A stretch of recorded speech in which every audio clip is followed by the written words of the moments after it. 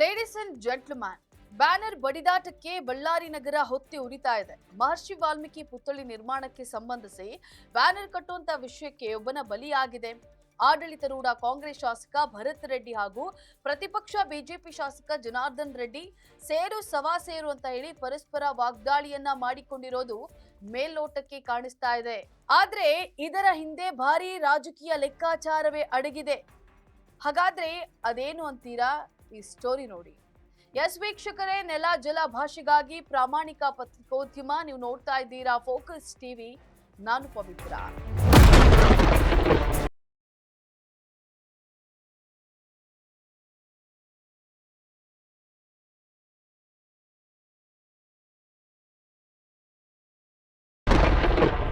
ಬಳ್ಳಾರಿ ಅಂದ್ರೆ ಹಾಗೇನೆ, ಅದಕ್ಕೊಂದು ರಕ್ತ ಚರಿತ್ರೆ ಇದೆ. ಈಗ ಮಹರ್ಷಿ ವಾಲ್ಮೀಕಿ ಬ್ಯಾನರ್ ವಿಚಾರಕ್ಕೆ ಕಾಂಗ್ರೆಸ್ ಹಾಗೂ ಬಿಜೆಪಿಯ ಶಾಸಕರಿಬ್ರು ಸೇರು ಸವಾ ಸೇರು ಅಂತ ಹೇಳಿ ಪ್ರತಿಷ್ಠೆಗೆ ಇಳಿದಿದ್ದಾರೆ. ಏಕವಚನದಲ್ಲೇ ಪರಸ್ಪರ ಬೈದಾಡಿಕೊಂಡಿದ್ದಾರೆ. ಇದು ಎರಡೂ ಪಕ್ಷಗಳ ಕಾರ್ಯಕರ್ತರಿಗೆ ಧರ್ಮ ಸಂಕಟವನ್ನ ತಂದೊಡ್ಡಿದೆ. ತಮ್ಮ ನಾಯಕರ ಮಾತನ್ನ ಮೊಂಡು ಆದೇಶವನ್ನ ಪಾಲನೆ ಮಾಡಬೇಕಾದಂತಹ ಅನಿವಾರ್ಯತೆ ಅವರದ್ದಾಗಿದೆ.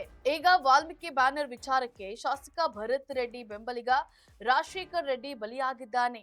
ಇದು ಮೇಲ್ನೋಟಕ್ಕೆ ಎಲ್ಲರಿಗೂ ಕಂಡು ಬಂದಿರುವಂತಹ ವಿಚಾರ.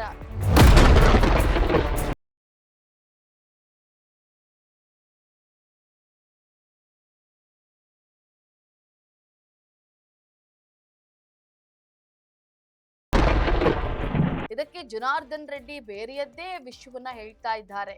ಕಾಂಗ್ರೆಸ್ ಶಾಸಕ ಭರತ್ ರೆಡ್ಡಿ ಅವರ ಆಪ್ತ ಸತೀಶ್ ರೆಡ್ಡಿ ಅವರ ಅಂಗರಕ್ಷಕರು ನನ್ನನ್ನೇ ಮುಗಿಸೋಕೆ ಗುಂಡು ಹಾರಿಸಿದ್ದಾರೆ ಅಂತ ಹೇಳಿ ಬಿಜೆಪಿ ಶಾಸಕ ಜನಾರ್ದನ್ ರೆಡ್ಡಿ ಆರೋಪಿಸಿದ್ದಾರೆ. ಕಾಂಗ್ರೆಸ್ ಕಾರ್ಯಕರ್ತ ರಾಜಶೇಖರ್ ರೆಡ್ಡಿ ಸಾವಿಗೆ ಜನಾರ್ದನ್ ರೆಡ್ಡಿ ಕಾರಣ ಅಂತ ಹೇಳಿ ಶಾಸಕ ಭರತ್ ರೆಡ್ಡಿ ಆರೋಪಿಸಿದ್ದಾರೆ. ಅಸಲಿಗೆ ಹೀಗೆ ಬಳ್ಳಾರಿಯಲ್ಲಾದಂತಹ ರಕ್ತ ರಾಜಕೀಯದ ಹಿಂದೆ ಭಾರಿ ರಾಜಕೀಯ ಲೆಕ್ಕಾಚಾರ ಅಡಗಿದೆ. ಇದು ಕೇವಲ ಬಳ್ಳಾರಿಗೆ ಮಾತ್ರ ಸೀಮಿತವಾಗಿಲ್ಲ, ಇದರ ಹಿಂದೆ ಬಹುದೊಡ್ಡ ಲೆಕ್ಕಾಚಾರವೇ ಅಡಗಿದೆ. ಆಡಳಿತಾರೂಢ ಕಾಂಗ್ರೆಸ್ ಹಾಗೂ ಪ್ರತಿಪಕ್ಷ ಬಿಜೆಪಿ ನಾಯಕರ ಮತ ಲೆಕ್ಕ ಇದೆ. ಇದಕ್ಕೆ ಗಣಿನಾಡು ಬಳ್ಳಾರಿಯಿಂದಲೇ ನಾಂದಿ ಹಾಡಲಾಗಿದೆ ಎನ್ನಲಾಗಿದೆ.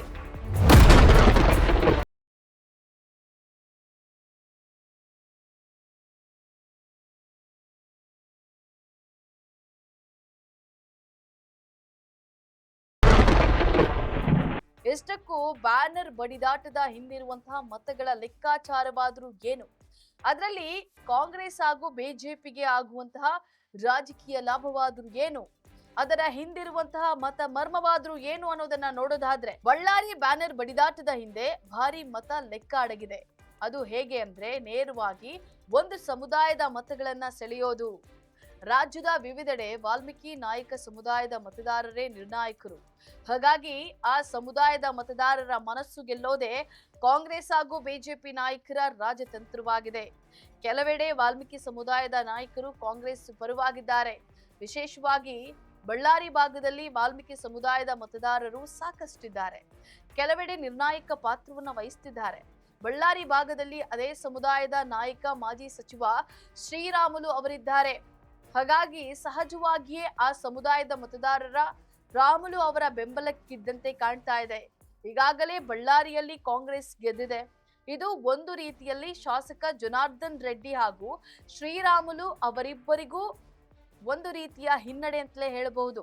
ಇನ್ನೊಂದು ಕಡೆ ಕಾಂಗ್ರೆಸ್ಸಿಗೆ ವಾಲ್ಮೀಕಿ ಮತದಾರರನ್ನ ಮತ್ತಷ್ಟು ಸೆಳೆಯುವಂತಹ ಚಿಂತನೆ ಇದೆ.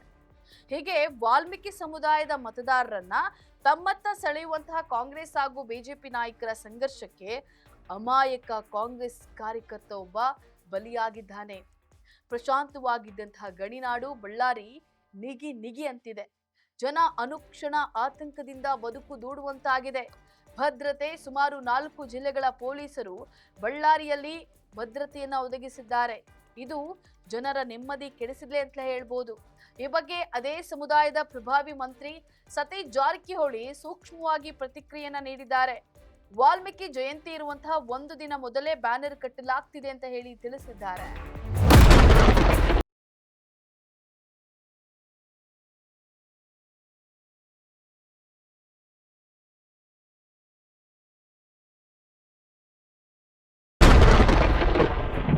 ಒಟ್ಟಾರೆ ಬಳ್ಳಾರಿ ಬ್ಯಾನರ್ ಬಡಿದಾಟದ ಹಿಂದೆ ವಾಲ್ಮೀಕಿ ಸಮುದಾಯದ ಮತಗಳ ಭಾರಿ ಲೆಕ್ಕಾಚಾರ ಅಡಗಿದೆ. ಹಾಗಾಗಿಯೇ ಕಾಂಗ್ರೆಸ್ ಬಿಜೆಪಿ ಎರಡೂ ಪಕ್ಷಗಳ ಮುಖಂಡರು ಜಿದ್ದಿಗೆ ಬಿದ್ದಿದ್ದಾರೆ. ಇದರಲ್ಲಿ ಅಮಾಯಕ ರಾಜಶೇಖರ್ ರೆಡ್ಡಿ ಬಲಿಯಾಗಿದ್ದಾನೆ. ಬಳ್ಳಾರಿಯ ಬ್ಯಾನರ್ ಬಡಿದಾಟದ ರಕ್ತ ರಾಜಕೀಯ ಮತ್ತೆಲ್ಲಿಗೆ ತಲುಪುತ್ತದೆ ಅನ್ನೋದೇ ಸದ್ಯದ ಪ್ರಶ್ನೆಯಾಗಿದೆ. ಇದಾಗಿತ್ತು ಫೋಕಸ್ನ ಸ್ಪೆಷಲ್ ರಿಪೋರ್ಟ್. ನೆಲ ಜಲ ಭಾಷೆಗಾಗಿ ನೋಡ್ತಾ ಇರಿ ಫೋಕಸ್.